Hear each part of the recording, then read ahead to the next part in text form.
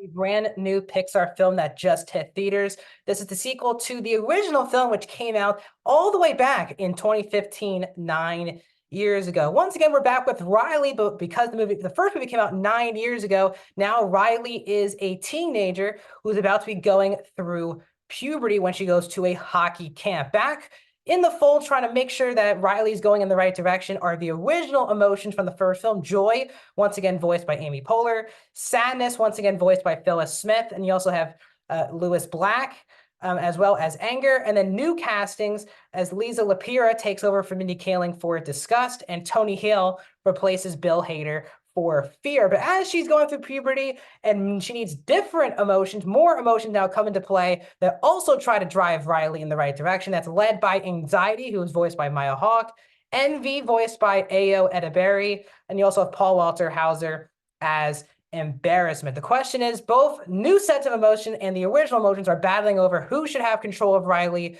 and what she wants to do in her life. The film is 1 hour and 36 minutes and is PG. Welcome back to a brand new Pixar review here on Max Talks Movies.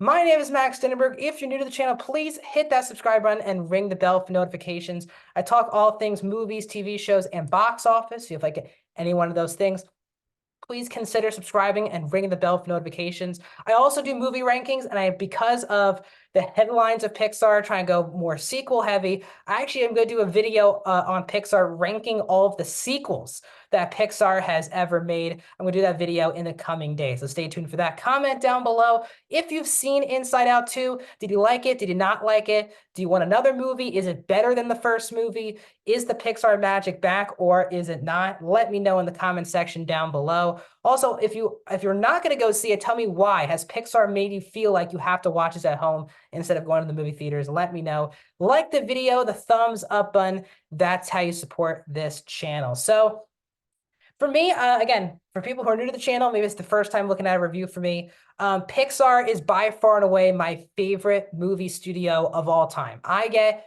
very excited every time a new Pixar movie comes out. Obviously, I'm very lucky. My birthday is this coming Monday, and every year the new Pixar movie comes around, usually my birthday. And it's a very big treat for me because obviously it's my favorite movie studio releasing on my birthday. So it's always a treat to watch a new Pixar film.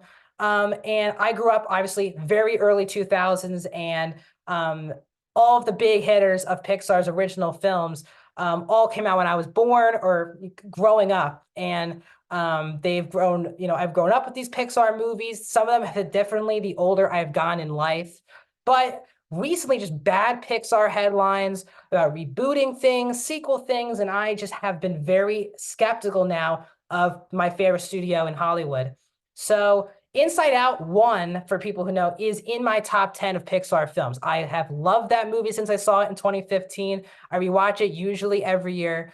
I love the first Inside Out, and there was a lot of pressure on this movie to at least live up to the hype. And what I'm going to say is I think the Pixar magic is back with this movie. This feels like a throwback, kind of at points, classic Pixar film.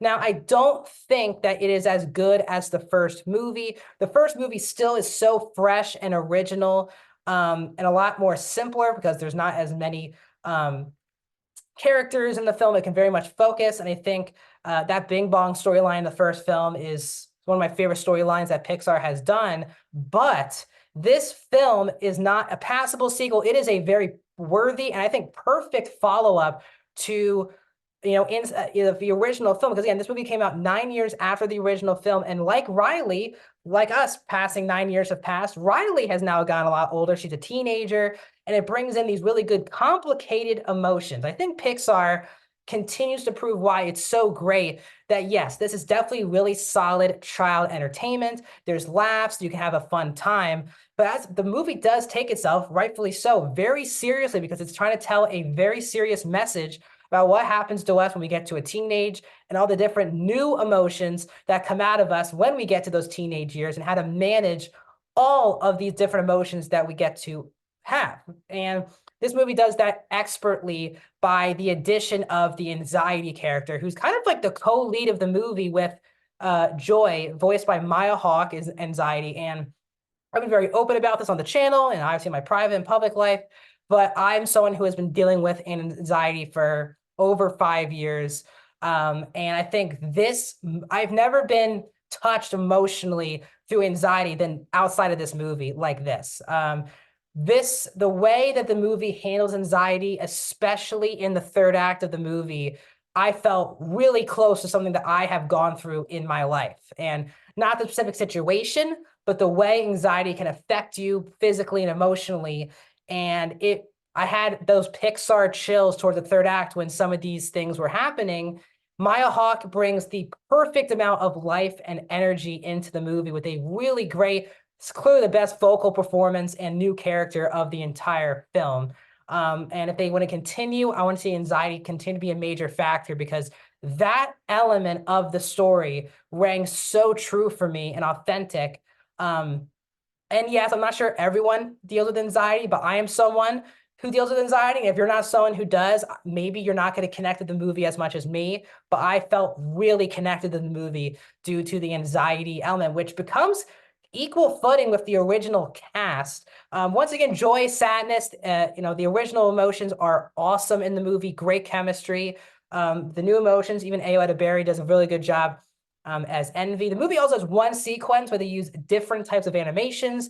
There's an addition of a video game character that was the funniest part of the movie, in my opinion, both from a dialogue perspective and from an actual animation perspective. You understand what I'm saying when you go see the movie, but you can tell just it's different with Pixar than any other studios. The movie is jaw-droppingly gorgeous. There's a couple scenes where I just had to not even focus on what was being said completely and look at the little details, especially on the original emotions. Definitely has the same animation style, but again, we're 9 years removed from the original film. So you definitely feel the upgrade. It feels a lot more real. Some of the emotions, the texturing is beautiful. And when you see me looking at the attention to detail on an animated movie, that tells you something. And Pixar has been spending millions of dollars, hundreds of millions of dollars on their new animated films. And this is the one studio, I think, more than the rest, that you can really feel the money spent on screen. They don't waste a single bit of their budget with this film, and it is absolutely gorgeous. Now, as I said, the movie isn't as fresh or original. The movie also loses Michael Giacchino as the composer. They use his original theme of the movie, but the overall score doesn't hit you as much as Giacchino is sadly not back to return. But when his theme comes in, it's hard not to get emotional because that is one of the most iconic themes I think Pixar has had. So overall, I'm absolutely thrilled about this. For me, this is the best Pixar film since Toy Story 4 back in 2019. I know not a lot of people love the movie, but I adore Toy Story 4. But this is the best film since COVID, in my opinion. And I think this is exactly what Pixar needed to get back on track. So overall, I'm going to give Inside Out 2 a 4.5 out of 5, an 88%. What are your thoughts on the brand new Pixar animated film? Did you like it? Did you not like it? Is it better than the first one? Also, stay tuned. As I said, I'll be doing a full ranking of all of the Pixar sequels and see if that is a good idea for Pixar to continue. So stay tuned for more videos here on the channel.